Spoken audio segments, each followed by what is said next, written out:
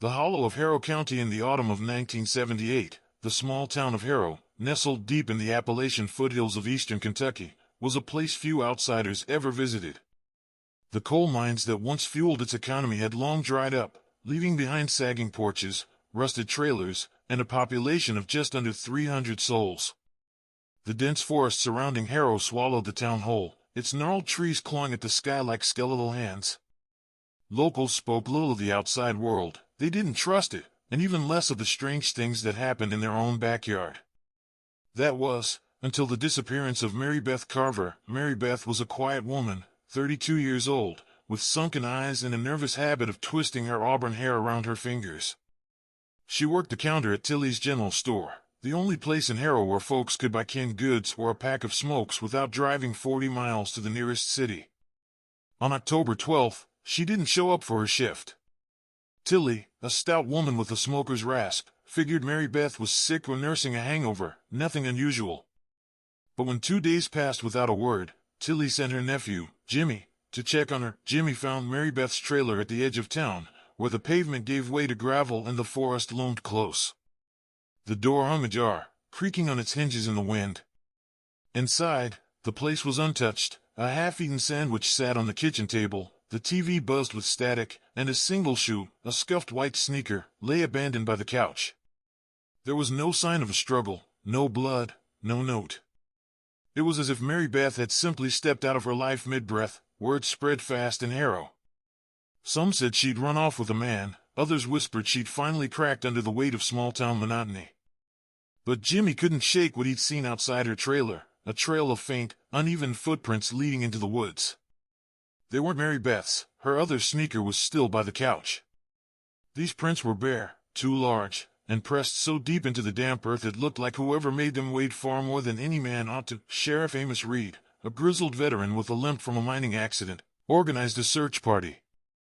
10 men, armed with rifles and flashlights, ventured into the forest that evening. The air was thick with the scent of rotting leaves and something sour, like spoiled meat. They followed the footprints for nearly a mile until the trail vanished near a ravine locals called the Hollow, a steep, rocky gash in the earth where the trees grew sparse and twisted. The men called out Marybeth's name, their voices swallowed by the oppressive silence. No birds sang. No wind rustled. Just the sound of their own breathing and the crunch of boots on dead leaves. That's when they found the first sign, a shred of Marybeth's floral blouse, snagged on a jagged branch at the edge of the hollow. Below it, scratched into the bark of an ancient oak, were words that made the men's blood run cold. She sees now. The letters were uneven, carved deep with something sharp, too sharp to be a knife. Amos ordered the group to fan out, but as they descended into the ravine, a low hum began to rise from the earth. It wasn't a sound you heard with your ears, it vibrated in your chest, your bones, like the growl of something waking up. By nightfall, only 7 of the 10 men returned to Harrow. 2, brothers named Caleb and Tommy Hargrove, had lagged behind to check a cluster of rocks near the bottom of the hollow. The third, an old-timer called Red, had simply stopped walking, staring into the dark with wide, unblinking eyes before wandering off into the trees. The survivors spoke of shadows moving too fast to be human, of a stench like sulfur and decay, and of that hum growing louder until it felt like their skulls would split. They hadn't found Marybeth, but they swore something had found them. The next morning, Harrow was a town on edge. Families locked their doors. Preacher John held an impromptu sermon at the clapboard church, railing about sin and the devil's foothold. But even he couldn't explain the marks that appeared overnight, deep claw-like gouges on porches, barn doors, and tree trunks all over town.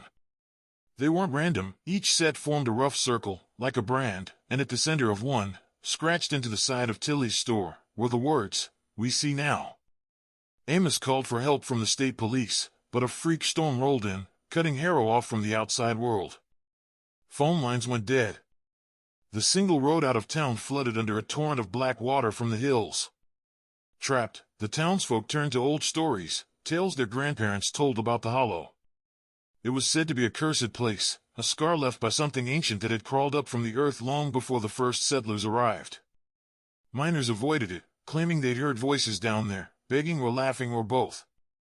Most dismissed it as superstition, but now, with Marybeth gone and 3 men missing, those stories felt less like folklore and more like warnings. On the third night, the hum returned, louder this time, rattling windows and waking children from their sleep. Dogs howled and then fell silent. Around midnight, Jimmy, still shaken from the search, spotted something through his bedroom window. At the edge of the forest, where the shadows were thickest, stood a figure. It was tall, unnaturally so, its limbs bent at odd angles like a marionette with half its strings cut. Its head tilted side to side, as if listening, and though Jimmy couldn't see its face, he felt its gaze pierce through him. He blinked, and it was gone. The next day, Caleb Hargrove stumbled back into town, barefoot and covered in mud.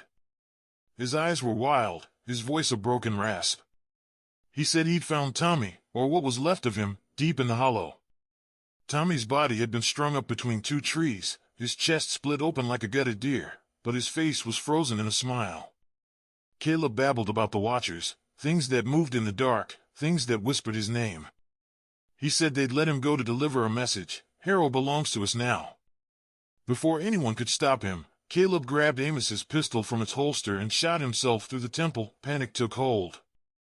Some packed their cars to flee, only to find their tires slashed and engines dead. Others barricaded themselves inside, clutching shotguns and Bibles. That night, the hum became a roar, and the shadows came alive. Figures, tall, twisted, and silent, emerged from the forest, circling the town.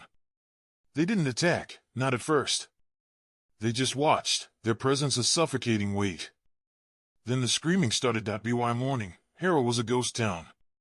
Houses stood empty, doors wide open, belongings scattered as if people had fled in an instant. Blood stained the floors of some homes, but no bodies were found.